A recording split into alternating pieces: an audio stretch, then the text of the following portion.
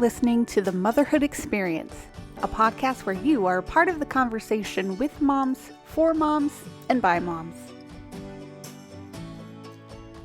Let's jump into this episode with me, your host, Val Kleppen. Welcome back to another week and another episode of the Motherhood Experience podcast.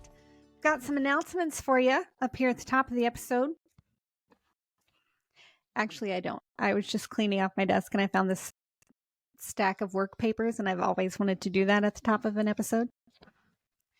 So I thought I would. But I suppose I do have a couple of announcements. In the show notes for today's episode, there are going to be a couple of links for what we are talking about directly. One of them is going to take you to my blog from years ago, specifically talking about this specifically talking about this topic. And another is going to be with a link to Jessica's Instagram account from Three Rivers Homestead and the hashtag 3 Rivers Challenge so that you can find the post that I'm going to talk about. There is no guest this week. It's just me talking with you about all things to do with the kitchen. So check out the show notes. Maybe, why don't you email me? info@themotherhoodexperience.com. Email me something so that one time I can actually have announcements at the start of an episode. That would be fun. If you want me to read your emails or comments on the show.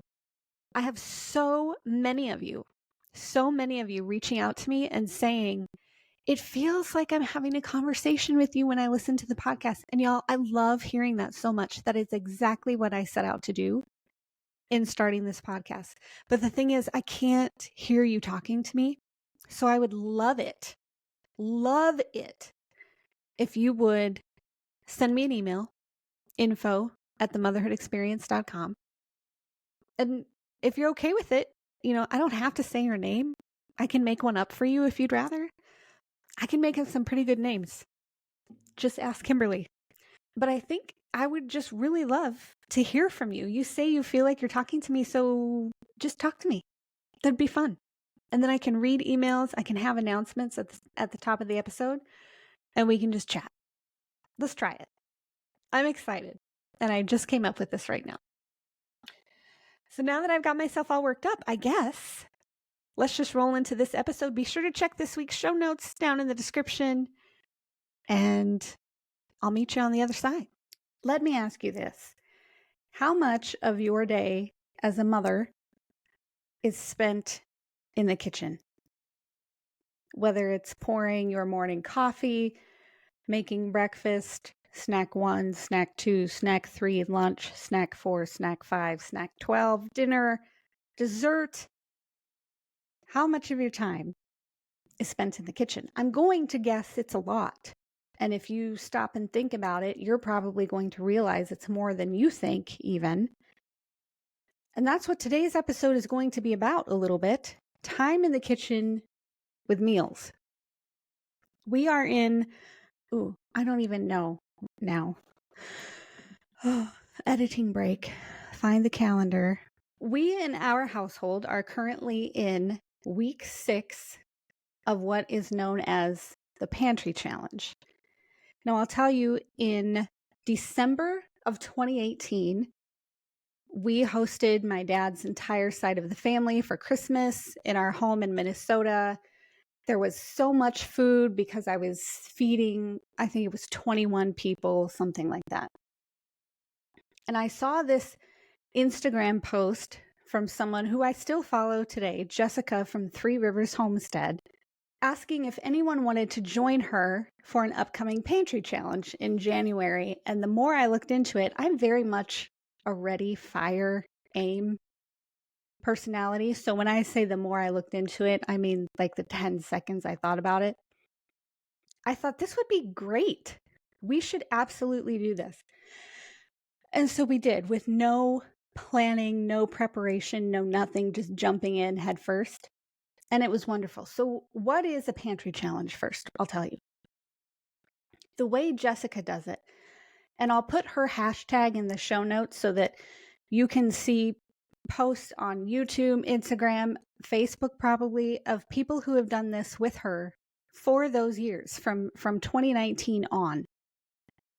January 1st, she does it through the end of February. She does 2 solid months where she does 0 grocery shopping, with the exception of, I think a couple of her kids have birthdays in those months, and she goes and gets things from the store if they want something specific that they don't happen to have on hand. Otherwise, they don't go to the grocery store at all for that set period of time.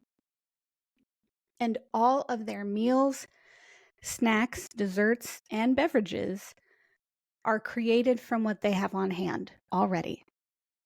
The first year that I participated in the Pantry Challenge, we went the entire month of January, no grocery store purchases whatsoever. Now, mind you, I think it was December like 27th or 28th that I said, yeah, I'll do this. I didn't go to the store. So we ran out of milk, cheese, coffee. I feel like we ran out of more than that. We ran out of a lot of things, but mostly I just remember running out of coffee. But we went the entire month of January only making meals and snacks from the food and the ingredients that we had on hand. That first month of the Pantry Challenge taught me so much about what we eat, what we waste, what we spend, what we like, what we don't like, how hospitable we can be with what we've got. It taught me so much. Wouldn't you know it? That January, I think the kids had like a 4-H club meeting or something that I had signed up for snacks for. Had to use what we had on hand. And I think I sacrificed like some fancy prosciutto, and I cut up some blocks of cheese, and I think we had some crackers that I put out with that. And I think I even had some lefse, or I had some kind of treat left over, I think, from Christmas, and just put out like this little 4-H charcuterie board. I think I had pepperoni slices on there and everything. Hey, I'll tell you, the kids ate it up. They didn't care. They didn't care that I was only using what I had on hand. They cared that they were fed. And fed indeed. They were. That sounded very Yoda-esque. At any rate, we went the whole month of January that first time. No grocery store. I think February 1st, I was like, and scene. We are going to the store and we are getting things that we need. But it taught me so much. The very next year, let's see, 2019. No, later in the year, later in 2019. So I had planned to do Pantry Challenge starting January of 2020. But in the fall of 2019, we had some very significant issues crop up, needing maintenance in our home. Oh, just like supplies and clothes for my kids. And we, for whatever reason, in October of 2019, we found ourselves dead broke, essentially. We had no money to spend. My kids had like no clothes. They were growing out of their clothes, and we needed all this money for these repairs that needed to happen at our home. I could record an entire separate episode on how the Fellowship of Believers showed up for my family. It still chokes me up to think about the many different ways and the many different people through whom the Lord provided for us in that season. But I also started the Pantry Challenge November 1st of 2019. So I had already done it in January of that year, and I started it again November 1st of 2019 so that we could once again save money, not buy groceries, so we could use it to put toward these other things. And I think that time I went 7 weeks. 7 weeks on the Pantry Challenge. And I remember we used up so much flour because I was making homemade tortillas, biscuits, bread, muffins, more biscuits, more tortillas. I don't think you can beat homemade tortillas, honestly. But I went through a lot of flour and learned so much more even then. I want to reiterate here one lesson I learned profoundly during that self-imposed pantry challenge was how the Lord just shows up. The Lord shows up and cares so tenderly for those who seek him. And it is a season in my life I will never forget. Never forget. Then January 1st, 2020, why not? Let's just reboot the pantry challenge. And then lo and behold, February of 2020, things started getting weird. March of 2020, things totally shut down. So we had to get creative in all kinds of ways, pantry challenge and otherwise. But I'll tell you, I was so glad that I had already done a couple of pantry challenges by that point, so that I absolutely knew how much of what foods we would consume, need, use, not use, all of this. So a pantry challenge essentially is taking what you have on hand, taking inventory of what you've got. Do you have leftovers? Do you have food in the freezer? Do you have food on your shelves that needs to be used and or that you can create and prepare meals from without supplementing other items from the grocery store? I think the whole point, the whole premise of it is to just use things up that would be ignored or shoved to the back of the pantry and let to go to waste otherwise.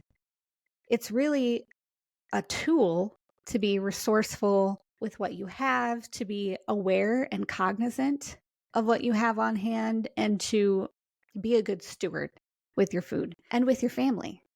So we saved a lot of money. We didn't go out to eat at all during the pantry challenges. I did set a rule for our family after that very first one that we could buy dairy products. So we could buy milk, cheese, sour cream, yogurt. I think that's about it. And that is one of the beautiful things about the pantry challenge, especially if you follow Jessica and the Three Rivers Challenge, is you make your own rules. So if you're a rule follower, kind of like me, like I want to follow the rules. That's why she was doing it this way. And so for January, the very first time, I was like, yeah, we're not going to the store either at all for anything. And then later I was like, rule change. And that's the beauty of it, is you can make your own rules. So I did set a rule for us that we could buy dairy products. And that is a rule that we have continued to this day. And yes, I still do the pantry challenge every year. Now, right now we're in week 6. And I'll tell you, I'm kind of over it. I'm kind of over it. We're scraping down to the bottom of some things here. But the good news is we have eaten well. We have eaten more healthily. And with the one exception being snacks. Snacks are very hard in a pantry challenge. If you don't, like, I have friends who make their own cheese and their own crackers, and they go down to their root cellar and they're cutting up carrots that they harvested last fall, and good for you. I can't. I'm not at a point where that's my life right now. So our snacks look like, hey, kids, you like olives on pizza. How about just on a plate? Olives? Anyone? No. Pickles? They eat a lot of pickles for snacks. It's things like that. Like, what can I just provide? In the beginning of the pantry challenge, that's when we use up all of like our fresh, if I have greens or veggies or anything that I've purchased for omelets or salads or whatever, we use those up right away. We still are working our way through some fresh apples that I bought last fall that have kept amazingly well in the fridge. Praise God. So we still have fresh apples. That's another snack we have too, like applesauce, pear sauce, all of the sauces. I keep saying I'm going to make my own chips, like make flour tortillas and then cut them up and then fry them and make chips. And that has never happened. But I keep saying I'm going to do it. And then we could have chips and salsa for a snack. But I haven't done that yet. But as far as the meals go, essentially we know what we like now at this point. I'll tell you one beautiful meal that came out of the pantry challenge. We call it hamburger surprise. And the premise is we make rice, like jasmine rice, and we brown a pound of ground beef. That's harder to say in the evening than you would think. To the rice and the ground beef, we either add cream of mushroom soup, a can of green beans, or if we don't have green beans, sometimes we'll add broccoli florets. Or if we don't have any vegetables, sometimes we'll add shredded cheese. Or sometimes we won't have cream of mushroom soup, so it will just be green beans, rice, and hamburger. Or sometimes we don't know. That's why it's called hamburger surprise. And we know there's going to be rice and meat. And then whatever else gets added to it is a surprise to everybody else. We all find out together. There's also a rendition of hamburger surprise that I cleverly call taco snow, where I season the ground beef with taco seasoning. And so then it's just rice, seasoned ground beef, and then we shred some cheese on top. And then sometimes the kids will put salsa on top. And we just call it's still hamburger surprise, but we just call it taco snow. It's been amazing. And that's another thing about the pantry challenge that I just thought of is it could very easily get you into a rut with preparing the same things over and over again. But when we do that in our household, the kids get burnt out. I have a daughter who is only now recovering after 3 years of hating tacos. I mean, pray for her, obviously. But she says I made tacos too often and she ended up not liking them. First of all, how is that possible? It isn't. But the point remains, I don't want her or any of my family members to grow sick of having the same thing over and over and over again. Food fatigue is a real deal, and I don't want that to happen. So even if I have the same or similar ingredients, I don't want to make the same exact thing every time to get it used up. With the exception being Swiss steaks, there's only one way that I make those, and everybody happens to love it, but it's not like we have Swiss steaks every week because there's a lot of effort that goes to that. Let me ask you this question. A friend of mine texted me not very long ago and asked, are you a recipe box person or a recipe binder person?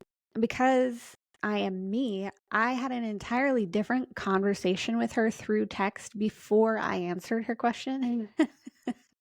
Sorry about that. But eventually I ended up saying that I am a recipe box person. I love binders, and I made my sister a recipe, like cookbook, scrapbook style one year.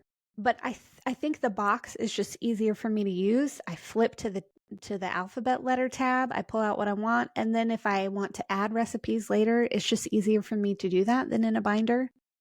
So I think I'm a recipe box person. Plus, I shopped for a long time for a specific style of recipe box, and I really, really love the recipe box that I have today. But going through there, dusting off some old recipe cards, or trying one that you have saved but never made before, that is a wonderful use of Pantry Challenge time. Make what you can with what you got. And even if you're missing an ingredient or two, learning things that you can substitute. I learned today might be the day that you learn. If you already knew this, then you knew something I didn't until maybe 4 weeks ago.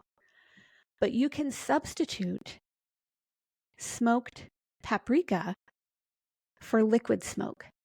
I didn't know that. Also, and I should Google this before I even ask, but is smoked paprika what they use to flavor barbecue potato chips? Because it totally smells like barbecue potato chips, which I have none of and have not had for years and will not, but that's not for this episode. So the wonderful thing about the Pantry Challenge is it eliminates waste, not just in food, in throwing out food, or in consumption of food, because you're eating those leftovers. I'll tell you, you will plan your menu around those leftovers. But in money, there is no impulse buying. I'm not going to impulse buy milk or sour cream. Like if we need it, we're going to get it, or we're just not. And those are the only things we're going to the store for. So we're using up things from our freezer like beef stew meat, soup bones, Swiss steaks that I mentioned, ground beef. A lot of people, I have friends who when they bulk buy meat, they use all of the ground meat up before they use like the roast and the steaks. I am definitely not that person. I'm going to eat me some steaks and some roast before I make my way through the ground beef.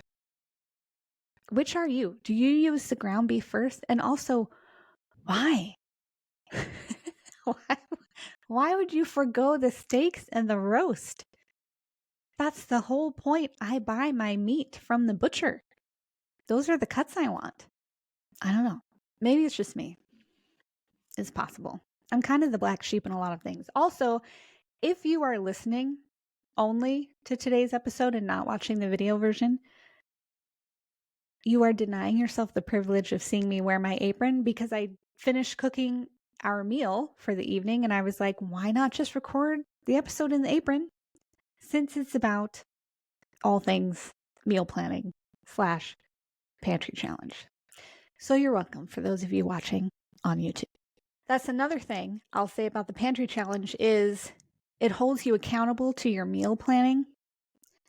You need to prepare ahead of time. You need to think about the inventory you've got, what you can make from it, and what you're going to have when. And I'll tell you, when you're planning on, maybe you go to a small group on Thursday nights, or maybe you take your kids to activities on these nights of the week. When you know what your schedule is and when you're going to be out, like you need to plan accordingly for these meals things. It can't, during the pantry challenge, can't really be like, oh no, it's 4:00 on Wednesday and we need to leave by 5:30. What are we going to have? You can't do that. It really holds you accountable to using what you got and not having those panic freak out moments, which I assure you is a huge blessing of the pantry challenge as well. Does your family want to eat that box of tuna helper in the back of the pantry? Nope. But are they going to? Yep, it's on the menu. Also, I'm the only one in my household that actually enjoys eating tuna. We don't have tuna helper. That just is an example that came to mind, but I am the only one that likes tuna. Am I talking to myself? Am I the only one who likes these things? Steaks and roasts and tuna? I'm suddenly second guessing myself on so many things. Back to the pantry challenge. I want to challenge you, if I may, whether it's for a week, maybe just start for a week and see, can I not go to the store for this whole week and feed my family 3 meals plus snacks for these 7 days with what we've got? Try it and see what you can use and what you are like, oh, I forgot we had this. You will surprise yourself. Now, there was one year, I can't remember when I did it. It was definitely when we lived in Minnesota, and I made my own, I think I like homemade cream of mushroom soup. And I put some in a jar and shoved it in the freezer. And I think it was like almost 18 months later, or maybe it was only 12 months later. But I found that jar of cream of mushroom soup and I was like, I'm going to use this. And I did, and I got violently ill.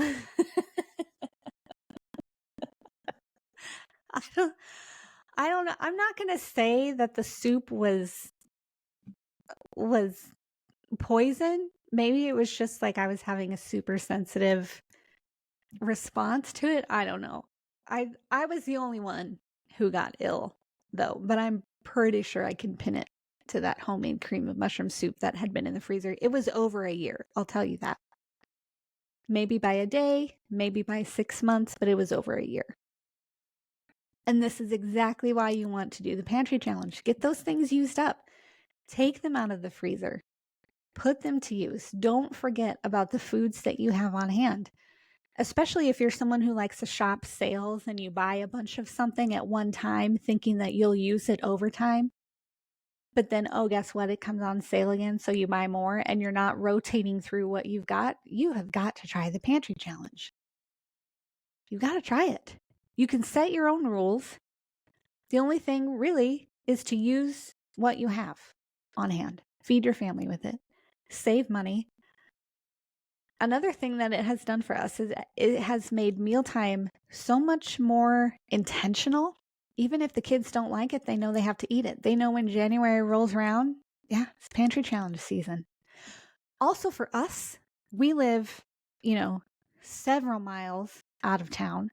We live in a very, what would I call it? Unpredictable winter climate. We may not be able to get to town when we need something. And even if we can get to town, maybe the delivery trucks haven't been able to get through for several days. The winter we had over 2022 to 2023 was brutal.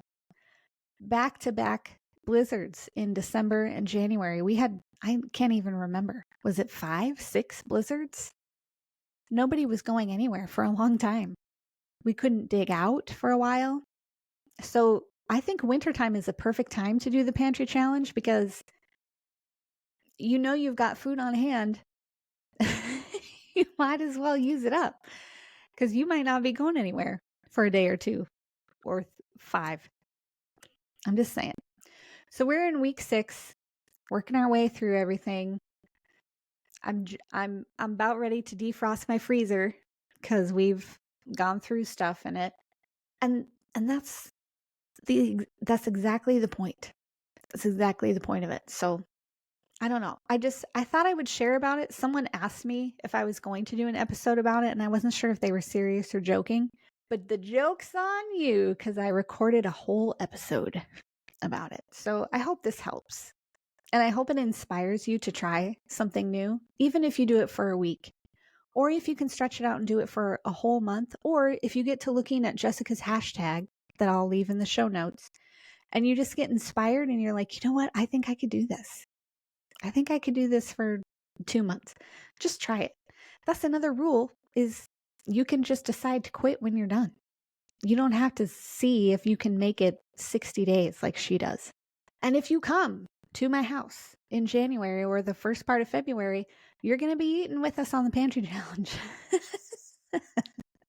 Pull up a chair.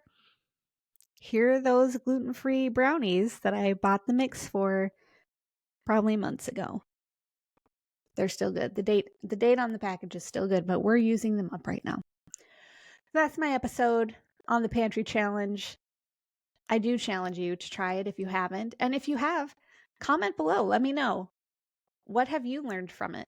What kind of meals have you come up with? Have you come up with something like a hamburger surprise where you just modify it now and then, but it's a great way to use up what you've got? Let me know. I think that's all I've got for you. Next week, we'll be back with another conversation with another mom. And I don't know. Are these episodes where I just get on here and talk, are they helpful at all? Do you enjoy them? Do you want me to stop talking and just get back to the mom conversations? Let me know. Let me know. Because I don't. That's going to do it for me this week. Be sure to tune in next week for another episode of the Motherhood Experience. And until then, take care, everybody. Thank you for joining us for today's episode of the Motherhood Experience podcast. To join our exclusive TME community, head on over to themotherhoodexperience.com/learn more. Be sure to follow the Motherhood Experience on Facebook and Instagram, and please leave us a 5-star review wherever you listen to podcasts. If you're watching on YouTube, leave us a comment below, and we'll catch you next time.